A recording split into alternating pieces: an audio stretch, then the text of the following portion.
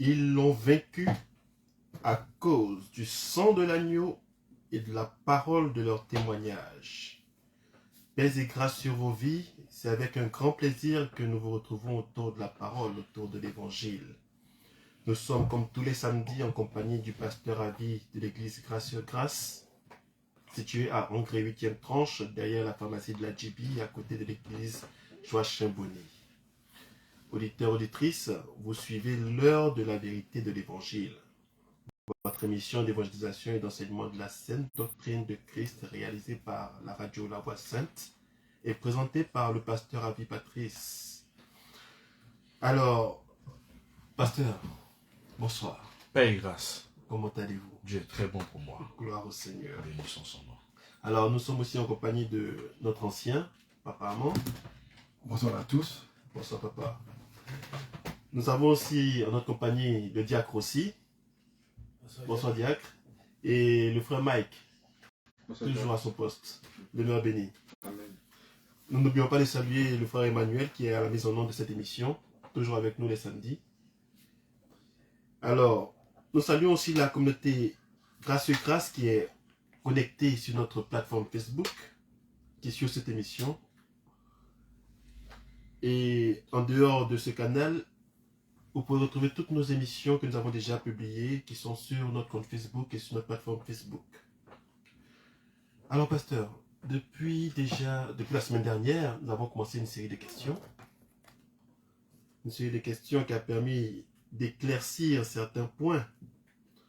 Donc, la semaine dernière, nous avons parlé notamment des œuvres dans la grâce. Nous avons aussi abordé la place de ces œuvres-là dans le salut. Nous avons parlé de la couronne, de ce qu'il fallait faire, parce que les œuvres dans la grâce, c'est pour obtenir une couronne. Nous avons parlé aussi de comment est-ce qu'il fallait vivre cette grâce-là. Et pour finir, nous avons pris un exemple de quelqu'un qui ne travaillait pas, qui avait cette grâce-là, mais qui ne travaillait pas.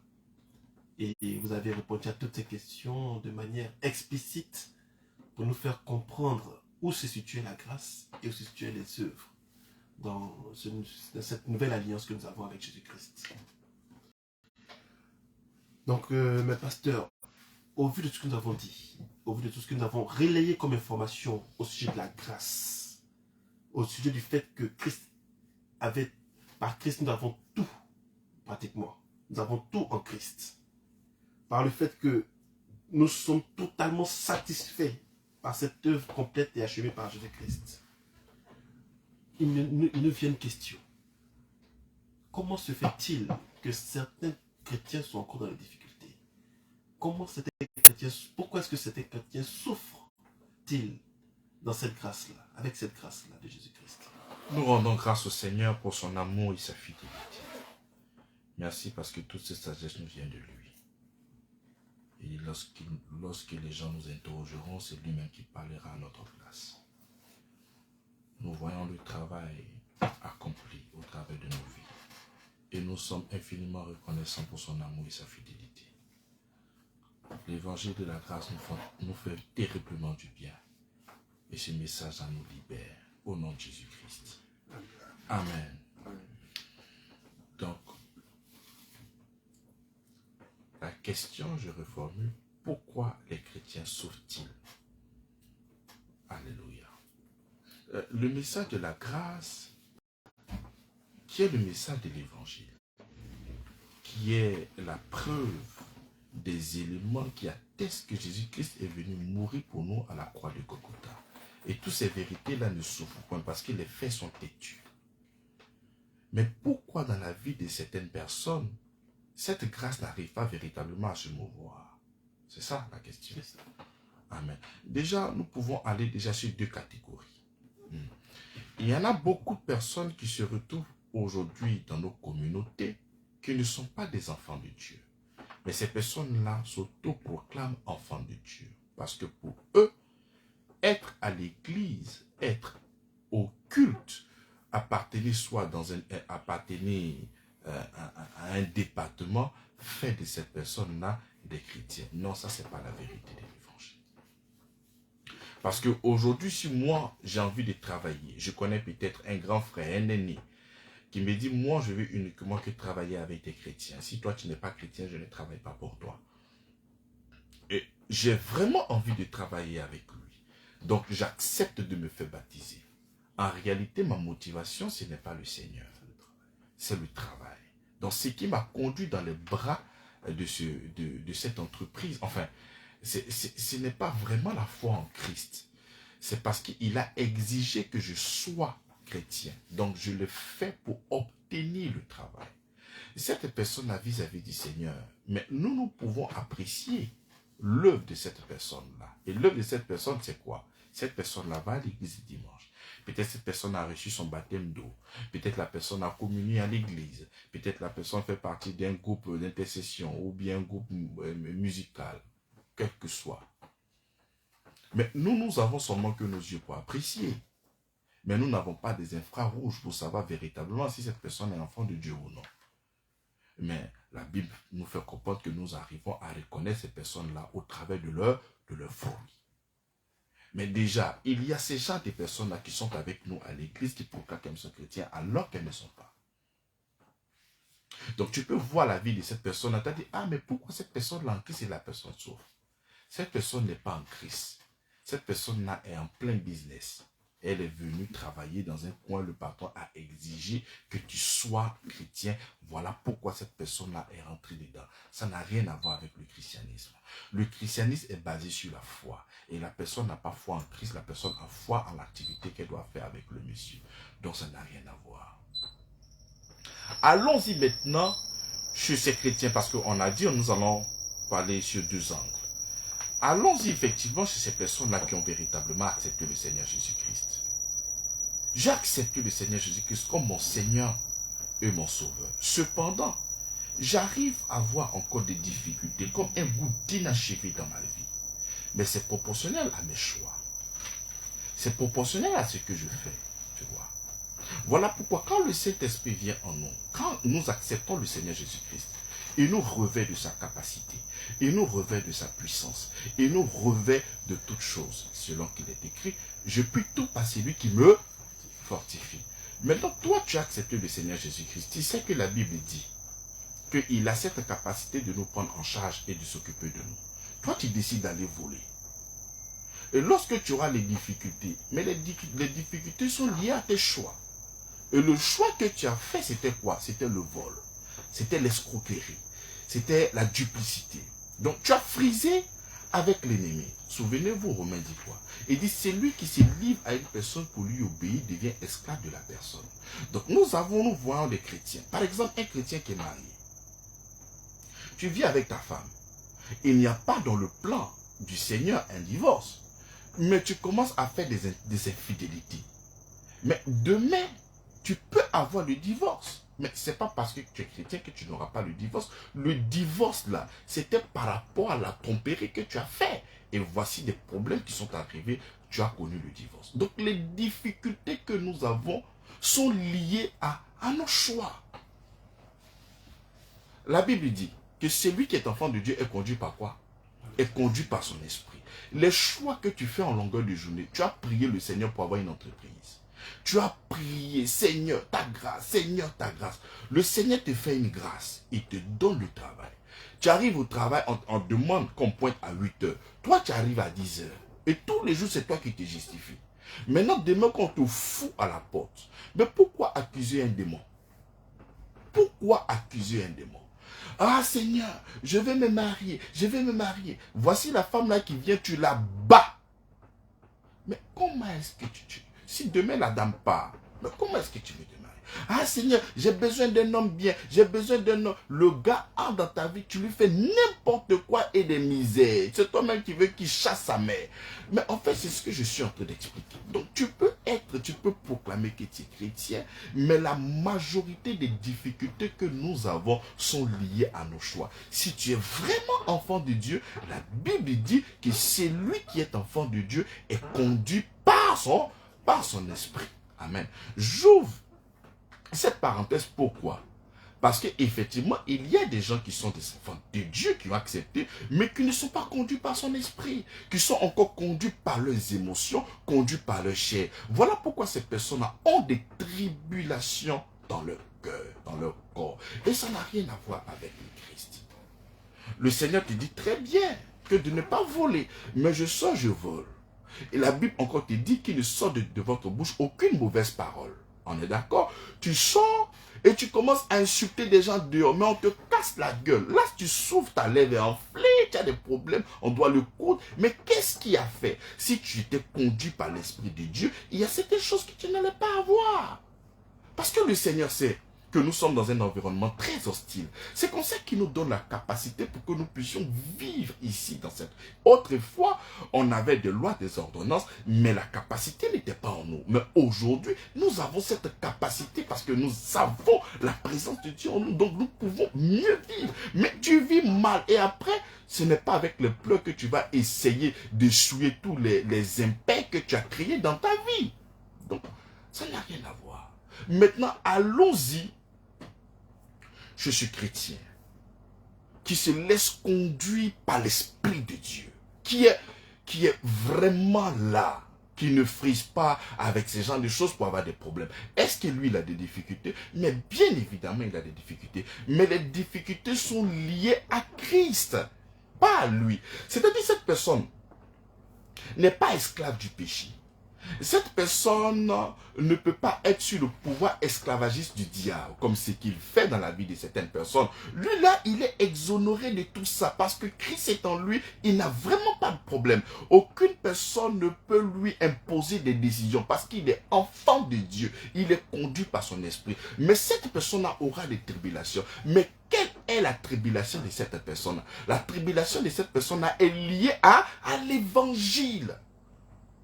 Pas par rapport à sa propre vie. Parce que sa propre vie, le Seigneur l'a déjà réglé. Mais il a des difficultés liées à quoi? Prenons Colossiens chapitre 1. Nous allons voir ça. Prenons Colossiens chapitre 1, le verset. Colossiens 1, le verset 24. Il dit, je me réjouis maintenant dans mes souffrances. C'est l'apôtre Paul qui est en train de parler. Il dit qu'il se réjouit de quoi? Je me réjouis maintenant dans mes souffrances pour vous. Et ce qui manque aux souffrances de Christ, je l'achève dans ma chair. Pour son corps qui est l'Église. Il continue. C'est d'elle que j'ai été fait ministre. Selon la charge que Dieu m'a donnée. Auprès de vous, afin que j'annonçasse pleinement la parole de Dieu. Le mystère caché de tout temps et dans tous les âges, mais révélé maintenant à ses saints, à qui Dieu a voulu faire connaître quelle est la glorieuse richesse de ce mystère parmi les païens, à savoir Christ en vous, l'espérance de la gloire. J'atterris. C'est lui que nous annonçons, exhortant tout homme et instruisant tout homme en toute sagesse, afin de présenter à Dieu tout homme devenu parfait en Christ. C'est à quoi je travaille en combattant avec sa force qui agit puissamment en moi. Donc le combat de l'apôtre Paul, c'est le combat de pouvoir faire quoi? Annoncer l'évangile. Donc il dit en Nathan, verset 24, je me réjouis maintenant dans mes souffrances pour vous. Et ce qui manque aux souffrances de Christ, je l'achève dans ma chair pour son corps qui est l'Église. Donc si l'apôtre Paul est en train de souffrir, ce n'est pas parce qu'il n'est pas conduit par l'Esprit de Dieu, mais c'est à cause de l'Évangile. Prenons Romains chapitre 3. On a cette lecture-là déjà en tête. Romains chapitre 3, le verset 36.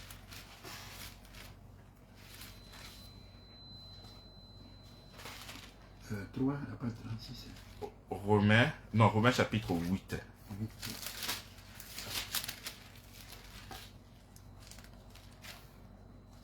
Il dit, selon qu'il est écrit, c'est à cause de toi qu'on nous met à mort tout le jour.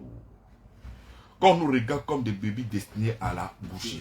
À cause de qui? À cause cause de Christ. Quand tu vas au verset 35, qui nous séparait l'amour de Christ. C'est à cette tribulation. Donc à cause de lui, on nous met quoi?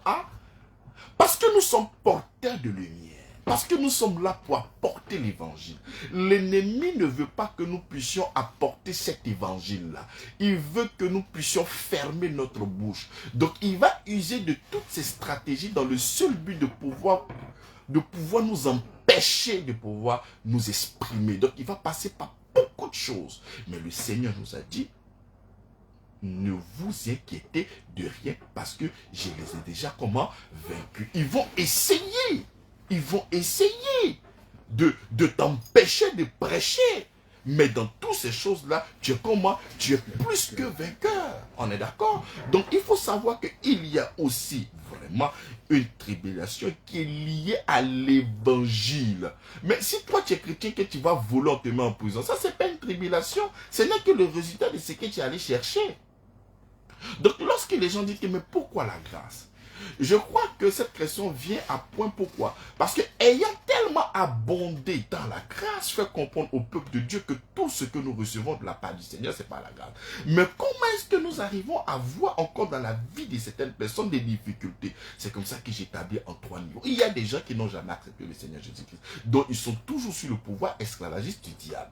Il y en a d'autres qui sont encore en Christ, mais qui sont encore des bébés dans la foi, qui ne se laissent pas conduire par l'Esprit de Dieu. C'est comme cela qu'en Corinthe, il y avait une personne comme ça qui sortait avec la femme de son père. Il dit que cette personne soit livrée au diable pour la destruction de sa chair, mais quant à son esprit est sauvé. Donc, livré au diable pour la destruction de la chair, c'est quoi? Mais c'est le diable qui est en train de massacrer cette personne-là. Amen. Donc les difficultés, le choix, nous sommes victimes de nos propres choix. Nous ne sommes pas victimes parce que nous sommes en Jésus-Christ. Non. Si aujourd'hui tu as des problèmes liés à ton foyer, liés à ton mariage, liés à beaucoup de choses, mais le problème, il faut le voir, ce n'est pas la grâce. Tu ne peux pas accuser la grâce. Amen. Maintenant, en tant que serviteur de Dieu, des gens vont s'élever ça et là pour te détruire, pour te faire du mal. Mais dans ces persécutions-là, la Bible déclare que quand tu prends le verset 36, mais dans toutes ces choses-là, nous sommes plus que vainqueurs par celui qui nous a aimés. Donc à cause de lui, nous sommes comment? Nous sommes plus que comment? Vainqueurs. Le Seigneur sait très bien, comme un prophète, il sait très bien qu'il y a des adversités. Lui-même, il a porté ce corps-là. Donc, c'est cette personne-là qui est mieux placée pour nous sauver. Il sait très bien qu'il aura des adversités et que de la grâce que nous prêchons, il va arriver par moment que des gens qui vont se lever pour pouvoir vraiment nous faire du mal. Ça ne viendra pas de lui. Mais il dit, ne vous inquiétez de rien, je serai avec comment? Avec vous. Donc il faut vraiment situer la part des choses. Il y a des gens qui font n'importe quoi. Tu le vois avec une apparence de piété, mais ils font des mauvaises choses. C'est des mauvais choix. Donc il ne faut que porter le résultat de leur choix. Maintenant, quant au serviteur de Dieu, qui est vraiment conduit par le Seigneur, comme Jésus-Christ lui-même, il était sur la terre, il a eu des persécutions. Lui qu'on a insulté, lui qu'on a... Il n'avait jamais fait quelque chose, mais il a été persécuté, même avec les disciples. Lorsque tu vas lire le livre de Jacques, chapitre 1, le verset 1er, là, on te parle de la dispersion des apôtres, mais pas parce qu'ils ont péché, mais c'est à cause de l'évangile. C'est comme ça que l'apôtre Paul, il dit, on me met à mort à cause de qui? À cause de lui. Donc, à cause de lui, parce que je suis porté de la lumière, on veut me lapider. Ne dit-on pas que on ne lapide seulement qu'un arbre qui porte le fruit, parce qu'on sait qu'en lapidant le manguier, il y a des belles mangues qui vont tomber. Donc le diable, il est en train de nous faire du mal, il nous fait du mal, il nous fait du mal, parce que nous portons du fruit. Amen. Amen. Donc c'est relatif les difficultés. Voilà, nous sommes enfants de Dieu, nous avons des défis, mais les défis ne veulent pas dire que Christ n'a pas tout payé à la croix de Golgotha. Il a tout payé. Je me souviens lorsque l'apôtre Paul, il a fini... Il était en plein voyage. Il est descendu du navire. Lorsqu'il est arrivé, il y a un serpent qui est venu le mordre. Il n'a même pas calculé le serpent. Il n'a pas essayé de poser un garrot. Il n'a pas cherché à analyser mais quel serpent qu'il a mordu pour aller prendre un antidote. La Bible déclare qu'il a enlevé le serpent sur sa main. Il a commencé à prêcher. Pourquoi? Parce qu'il avait la conscience que l'esprit de vie en Jésus-Christ était en lui et en lui. Donc toutes ces choses-là ne pouvaient pas l'influencer. Donc c'est pour dire que Christ a véritablement tout accompli à la croix de Golgotha. Voilà. Donc les difficultés que nous avons, c'est lié à l'évangile. Et là encore, il est avec nous. Il ne nous délaissera point au nom de Jésus-Christ. Amen. Amen. Amen. Gloire au Seigneur. Donc, dans cette réponse-là, vous avez répondu sur 3 points. C'est sûr. Le premier point, c'était ceux qui n'étaient pas enfants de Dieu, qui venaient pour une activité. Le deuxième point, c'est dans le corps de Christ. Ceux qui ont accepté Christ, mais qui ne sont pas conduits par son esprit. C'est ça. Le troisième point, c'est ceux qui sont conduits par l'Esprit de Dieu, qui sont enfants de Dieu, mais dont les difficultés sont liées à l'évangile. C'est ça. Et c'est-à-dire qu'il n'y a pas d'enfants de Dieu qui ont l'Esprit de Dieu, qui sont conduits par son esprit, mais aussi qui ont des difficultés vis-à-vis de leur loyer, vis-à-vis de leur quotidien. Est-ce qu'il y en a pas? C'est ce que j'ai dit, je l'ai établi en 3 dimensions. Le troisième, comme je l'ai dit, c'est lié à quoi? À l'évangile. Aujourd'hui, parce que je suis prédicateur de l'évangile, si j'avais pour habitude de travailler avec certaines personnes, ces personnes peuvent me tourner le dos. Pourquoi? Parce que je suis prédicateur de l'évangile. Mais même si ces personnes-là me tournent le dos, mais la Bible déclare que celui qui perdra sa vie gagnera une vie meilleure. Le Seigneur, il est là pour prendre soin de moi. Et si ce sont des gens qui te font de la méchanceté gratuite sans motif, mais le Seigneur est là. Il est l'arbitre, il voit tout. Voilà. Et qu'ils partent, mais le Seigneur a cette capacité de t'apporter encore des clients. Mais si toi, tu allais voler le client qui est parti, mais c'est toi qui l'as fait. Il faut bien situer les choses pour que nous puissions comprendre. Donc le troisième, il est conduit par l'Esprit de Dieu, mais il y a des difficultés. Les difficultés en ce moment-là, c'est lié à l'évangile. Parce que tu es prédicateur, tu déranges un système. Même pour avoir peut-être une salle de culte, on peut te boycotter. Donc c'est pas parce que tu n'as pas une grande salle de culte, cela veut dire que le Seigneur n'est pas avec toi. Mais dans toutes ces choses-là, nous sommes comment? Plus que vainqueurs. Gloire au Seigneur. Amen. C'est bien compris, pasteur. Alors là, la grâce, elle surabonde. Alléluia. Mais on va revenir encore sur les fondamentaux. D'accord. Pasteur, est-ce que la sorcellerie existe?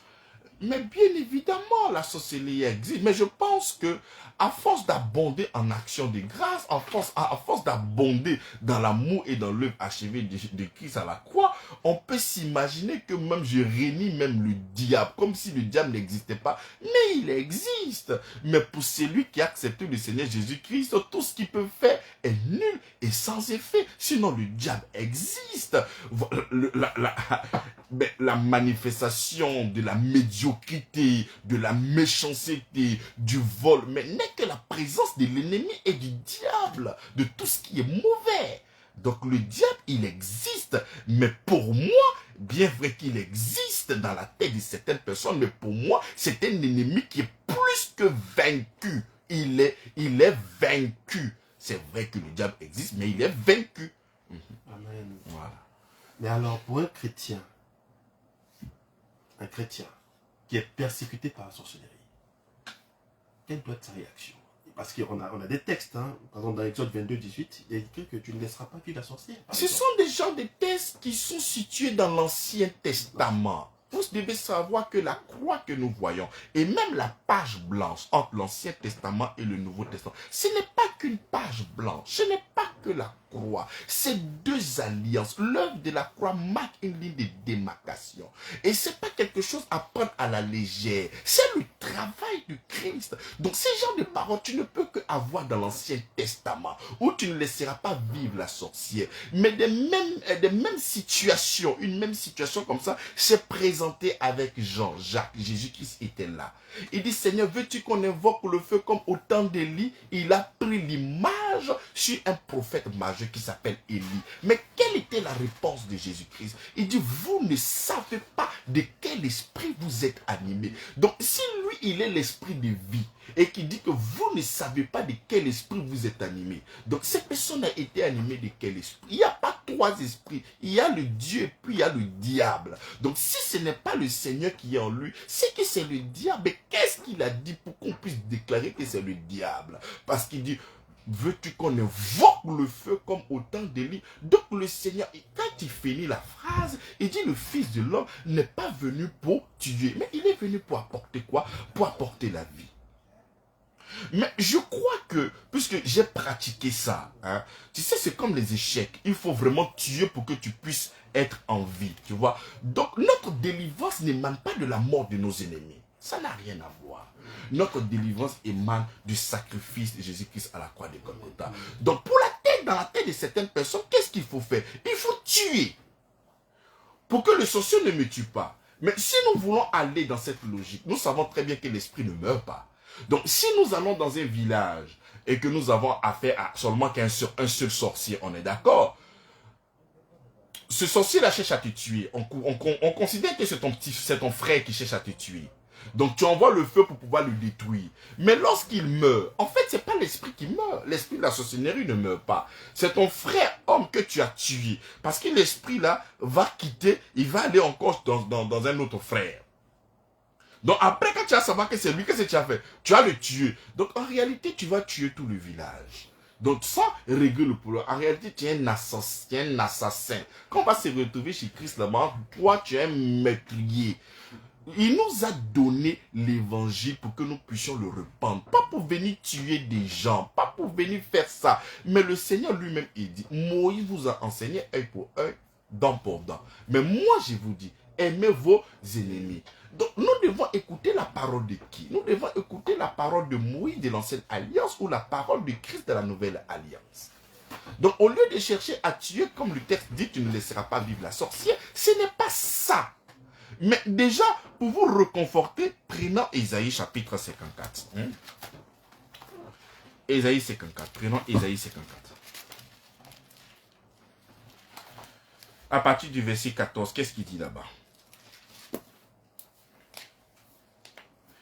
Il dit, tu seras affermi par la justice. C'est très important. Vous devez savoir que ce qui autorise le diable dans la vie d'une personne, c'est le péché. C'est comme ça que le péché a entraîné la mort et ses sous-produits. Et au verset 14, il dit quelque chose de puissant. Je pense que celui qui reçoit, qui a des oreilles spirituelles, pourra recevoir mes paroles. Il dit, tu seras affermé par la justice. Parce que là où il y a le péché, il y a la mort.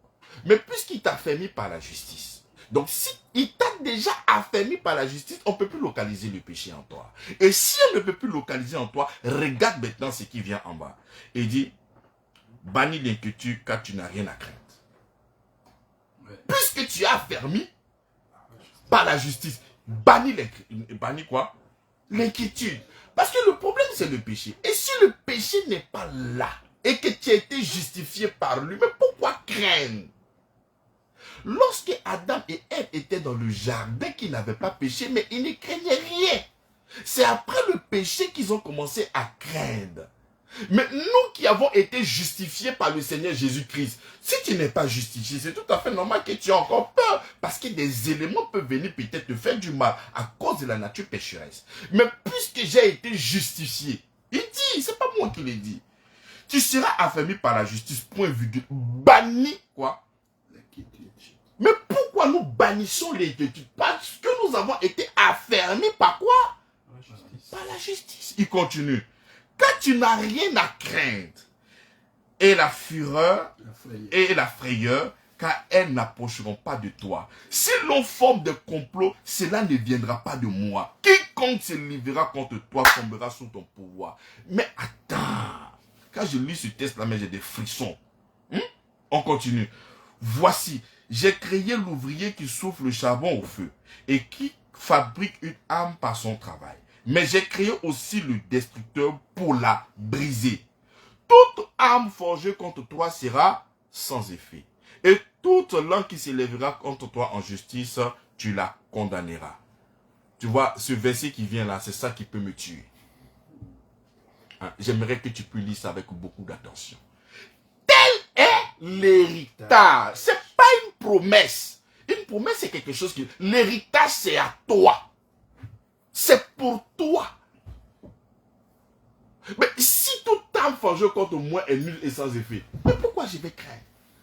C'est un souci, c'est là, il dit, va me tuer, mais c'est un blagueur, c'est la plaisanterie. Lui, c'est un ignare. Il ne sait pas que toi, tu es en crise. Il ne sait pas que toi, tu es justifié. Donc, nous, lorsque tu entends ce genre de paroles-là, mais je comprends pourquoi nous n'arrivons pas à mettre le feu sur les gens. Parce que je comprends pourquoi le Seigneur dit d'aimer ton ennemi. Parce que tu es tellement embrigadé de sa protection et de son amour qu'aucune chose ne peut t'atteindre. Amen. Mais voilà pourquoi je ne peux pas le tuer, je vais plutôt chercher À le bénir. à le bénir, à lui donner l'évangile, puisque je sais que je ne crée quoi? Absolument quoi? Rien. Je suis affermi par la justice.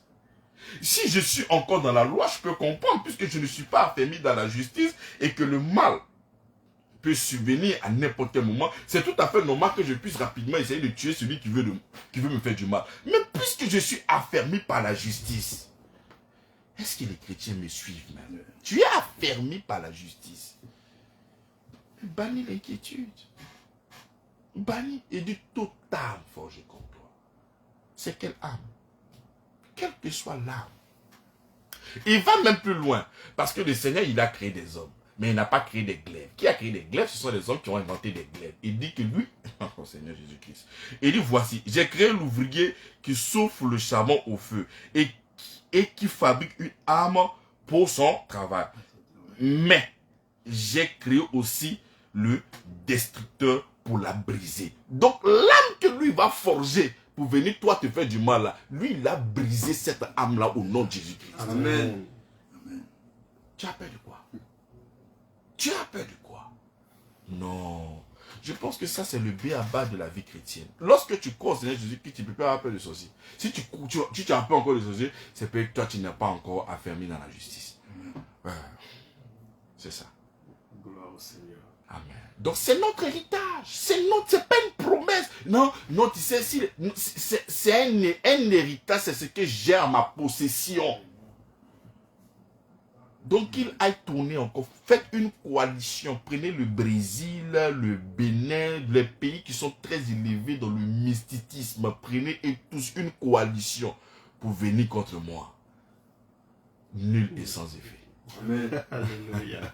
Amen. C'est l'heure de la vérité de l'évangile. Vous Amen. nous suivez sur la 88.3 et aussi sur notre plateforme Facebook. Alors, pasteur. Oui, bon là, la sorcellerie, c'est terminé. Mais il y a un sujet qui nous a vraiment appelé ces jours derniers sur les réseaux sociaux. D'accord. On a entendu dire comme ça que Christ n'avait pas tout payé à la croix. Et qu'il y a des frères en Christ, des serviteurs qui sont retournés chez eux avec leur facture d'eau et de courant. Alors, qu'est-ce qu'il en est? Je reprenais la question, je n'ai pas bien compris. Je sais qu'on a entendu dire sur les réseaux sociaux que, par des hommes de Dieu, hein, que Christ n'avait pas tout payé à la croix. Et que les chrétiens avaient encore leur facture à payer, leur facture d'eau, de courant. Oui, mais je crois que déjà même la phrase, mais il y a des conflits déjà dans le verset. Parce qu'il parle de l'œuvre de Christ, il parle de facture. Donc il y a déjà même un problème.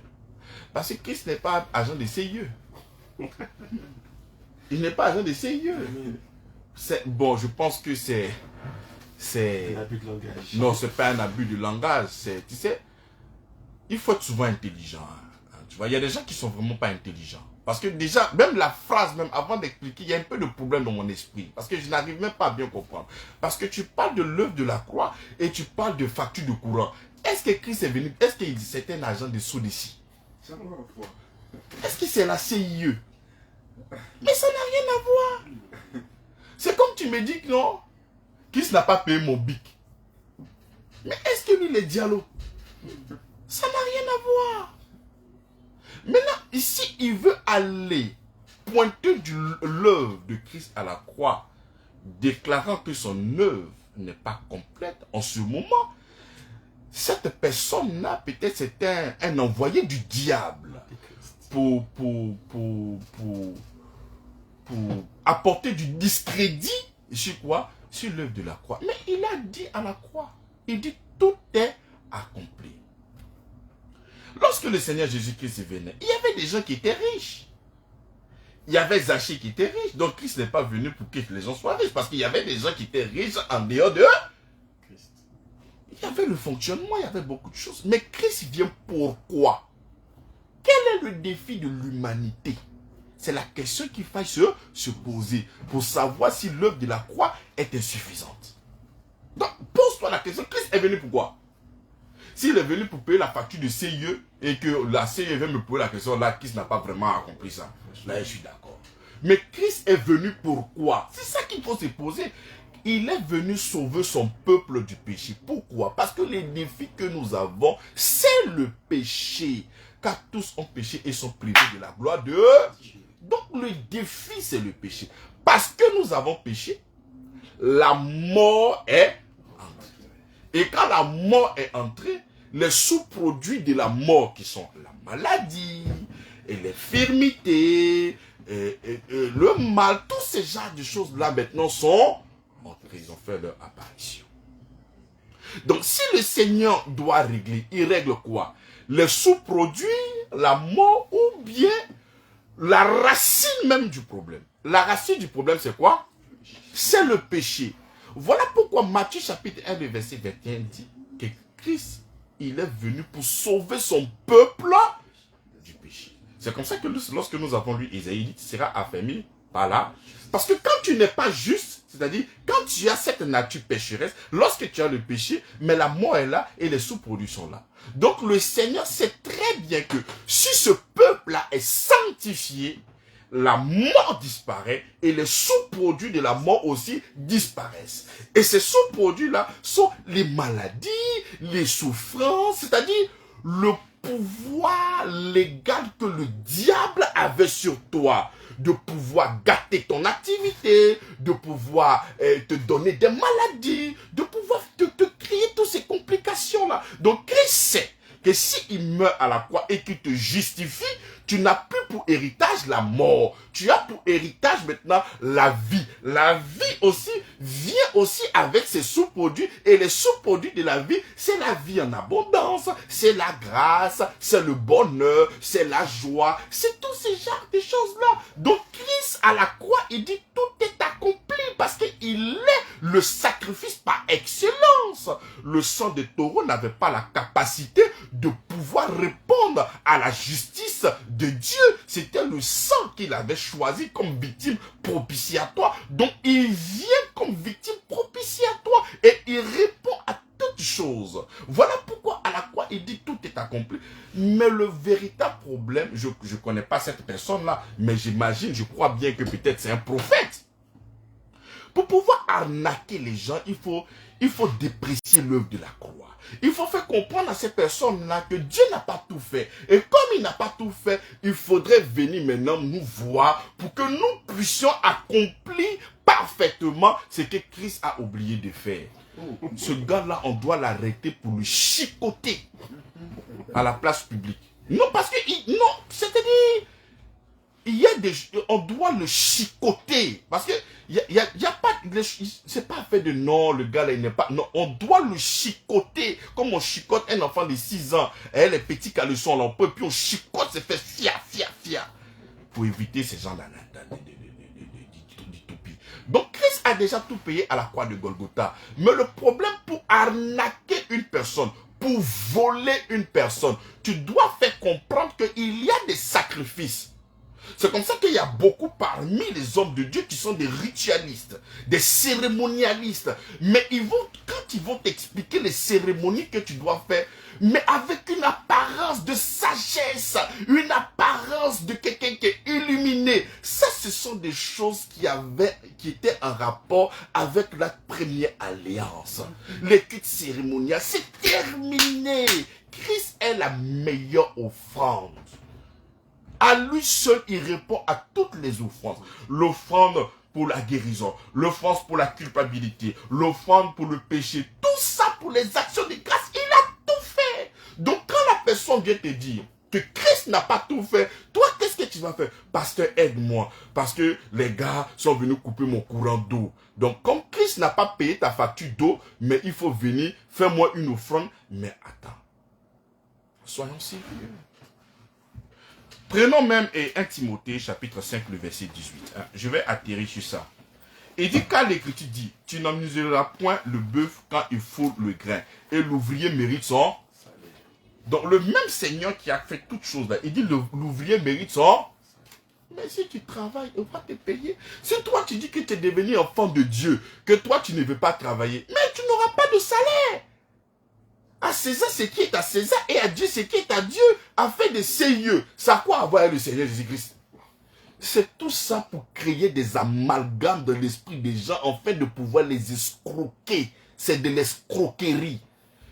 Mais nous allons lever beaucoup de prières pour cet homme de Dieu là, afin qu'il soit converti au nom de Jésus-Christ. Gloire au Seigneur. Amen. Amen. Alors, vous suivez l'heure de la vérité de l'évangile sur la 88.3 Radio La Voix Sainte. Nous sommes avec l'église Grâce sur Grâce et son pasteur, le pasteur Avi. Alors, l'antenne est ouverte. Si vous avez des questions, nous sommes au moment des questions pour pouvoir éclaircir certains points qui vous tiennent à cœur. Alors, les numéros pour nous joindre. Nous avons le 07 77 59 56 50, le 07 06 06 06 52 ou encore le 01 01 01 43 13. L'antenne est ouverte. Vous pouvez nous joindre.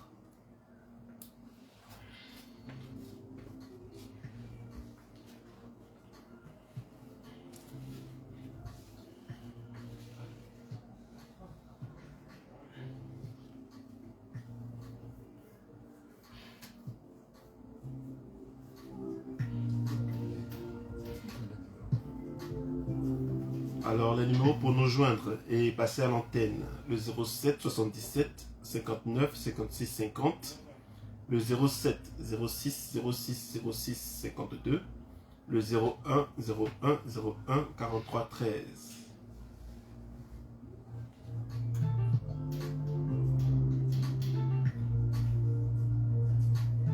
Nous rappelons aussi que toutes nos émissions, toutes celles que nous avons déjà enregistrées, sont disponibles sur nos comptes Facebook, sur notre compte YouTube également. Église Grâce sur Grâce, un logo avec un fond bleu et une croix dorée.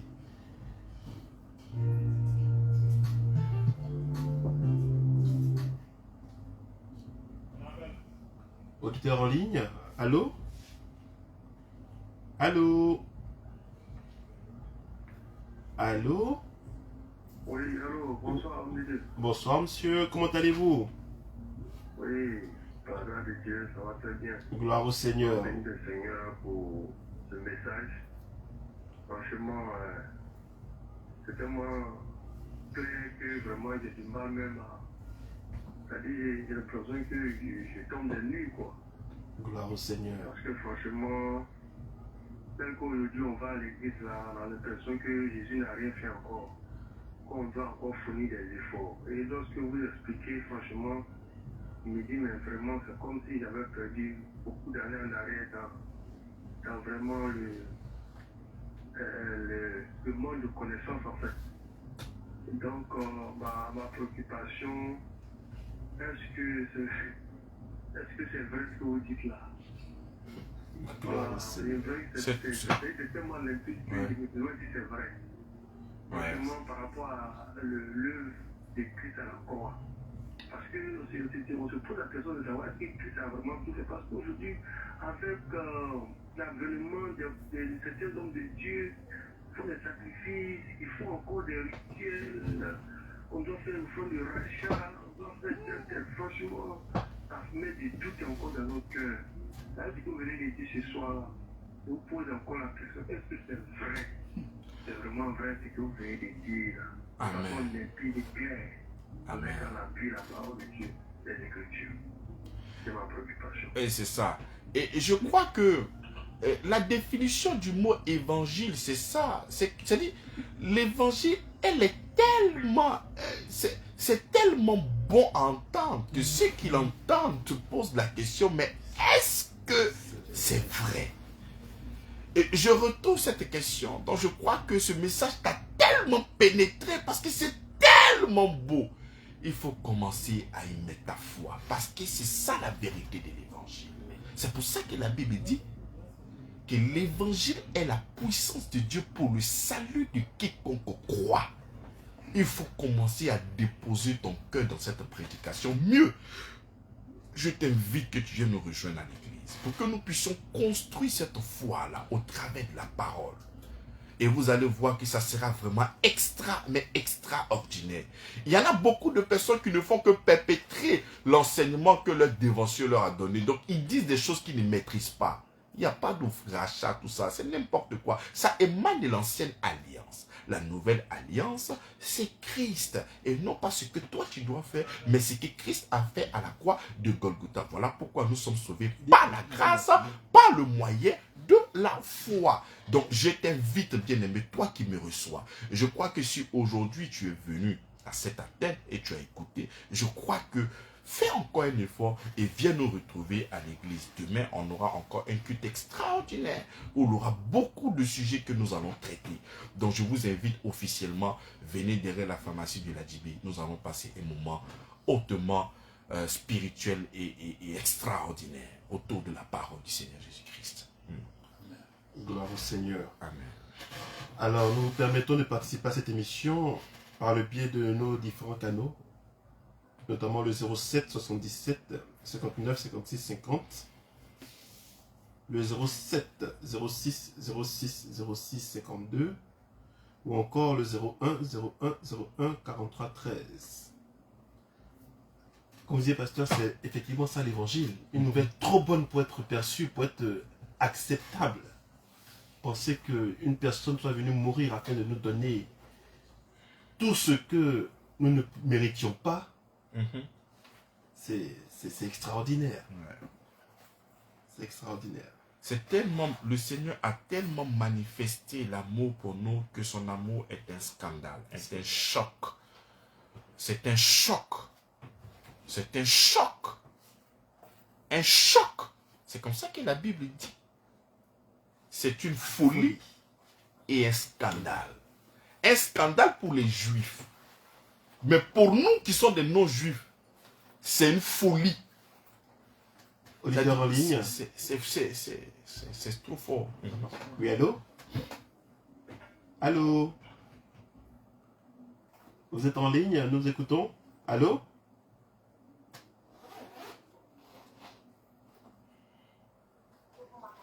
Ah, nous vous entendons très faiblement.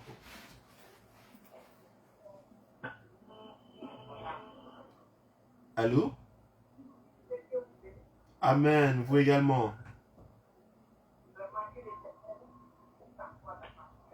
On vous entend difficilement. Amen. Amen. Amen. Amen. Seigneur, je reçois ces paroles.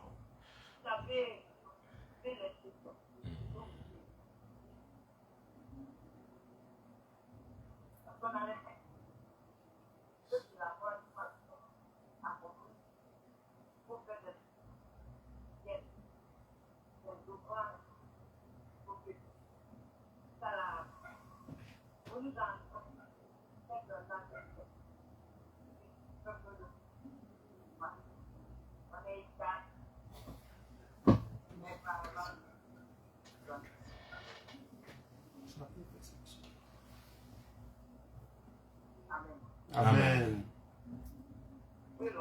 Amen. Amen. Nous vivrons dans ton nom, Jésus-Christ.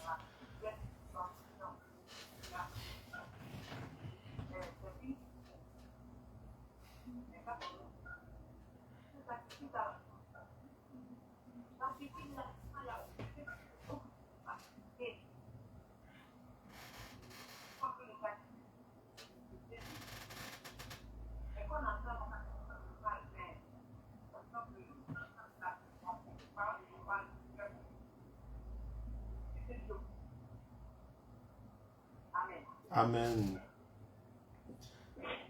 Soyez abondamment bénis. Alors, pasteur, à l'entendre revenir encore sur ces histoires d'offrande, de rachat, de ce que Christ n'avait pas tout accompli, c'est un sujet qui a vraiment secoué la toile, qui nous a vraiment tous bousculés. Ouais, comme je dis là, il y a beaucoup d'ignorance, beaucoup d'incrédulité et il y a aussi des malhonnêtes. Hein. Il y a toutes sortes de personnes sur Internet. Donc on ne sait pas où cette personne-là se situe, mais toujours est-il que cette parole-là ne vient pas de notre Seigneur. Gloire au Seigneur.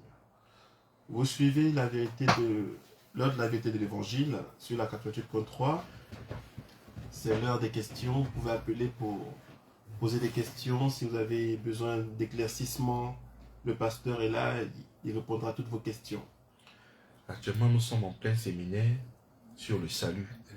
Je crois que toi qui me reçois à la radio, je ne sais pas à quel moment tu me recevras, mais si tu as cette possibilité de nous rejoindre à l'église ce dimanche, ça sera vraiment extraordinaire. Nous sommes en train de parler du salut. Je pense qu'il y a beaucoup de questions qui peuvent encore te tarauder l'esprit. Et je crois que par la grâce de Dieu, il mettra ces réponses-là sur nos lèvres pour son peuple, pour ses enfants. Donc toi qui me reçois, je t'invite. Lève-toi, c'est derrière la pharmacie de la DB. C'est juste 2 heures, 1 heure de louange et d'adoration. 2 heures dans sa présence, dans l'enseignement. Ça sera vraiment magnifique. La Bible dit, mon peuple périt par manque de connaissances. Hein? Mon peuple périt par manque de connaissances. Tu te plains, mon oncle ne m'a pas donné l'argent. Les gens ne me donnent pas l'argent. Non, non. Même tes oncles, même s'ils cherchent, eux-mêmes, ils n'ont pas encore trouvé la solution. C'est Christ la solution. Viens comprendre afin d'être vainqueur au nom de Jésus-Christ. Amen. Les numéros pour nous joindre, le 07 77 59 56 50, le 07 06 06 06 52, ou encore le 01 01 01 43 13.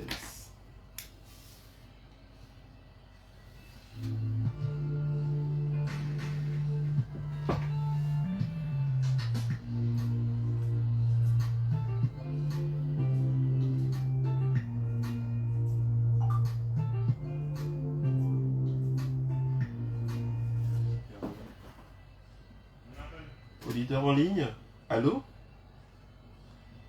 Allô? Vous nous recevez? Allô?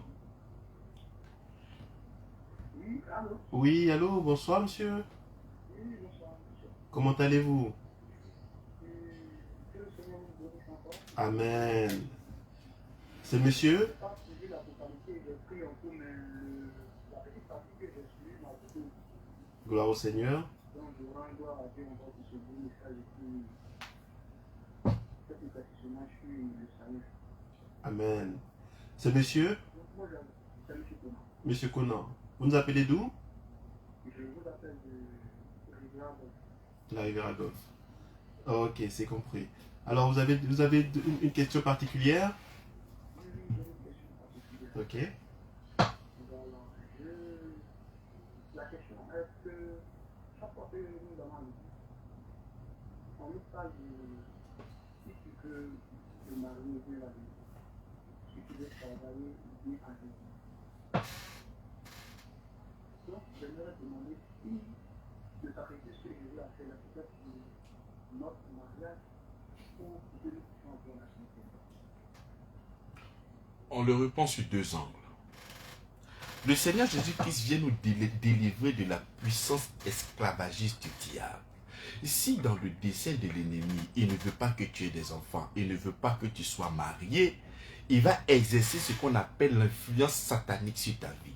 En ce moment, Christ nous a délivrés de ce pouvoir-là. Donc tout ce qu'il fera dans le noir, il ne pourra pas véritablement t'atteindre. Maintenant, toi, qui es un homme normal, tu veux te marier, tu n'as qu'à demander. Mais il y a des gens même qui ne sont pas en Christ qui se marient. Donc, Christ n'est pas venu pour... Tu veux te marier, viens à l'église, tu veux travailler. Il y a beaucoup de personnes, même le président de la République n'est pas chrétien.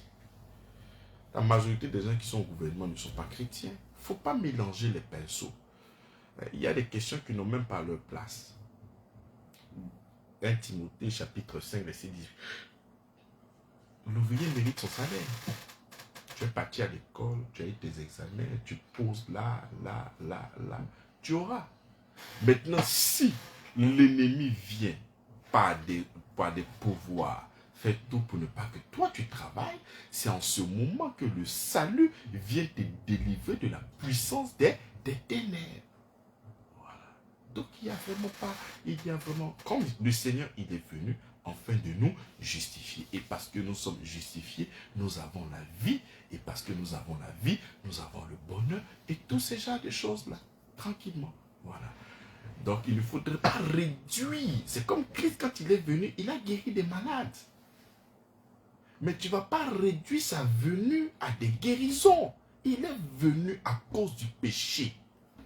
Il est venu pour que nous puissions être des enfants par adoption.